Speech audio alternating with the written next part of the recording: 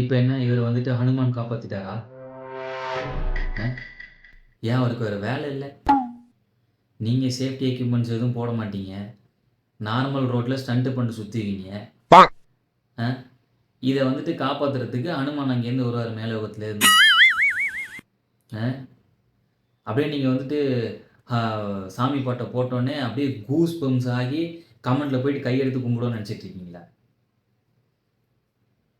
ஏன் பண்ணுற நியூசன்ஸ் ஃபுல்லாக நீங்கள், ஆனால் உங்களை காப்பாற்றுறதுக்கு கடவுள் வரணும்.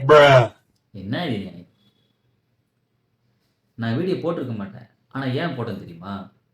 இந்த வீடியோவுக்கு 3.2 மில்லியன் லைக்ஸ் வந்துருக்கு. இதெல்லாம் போட்டது யாரு?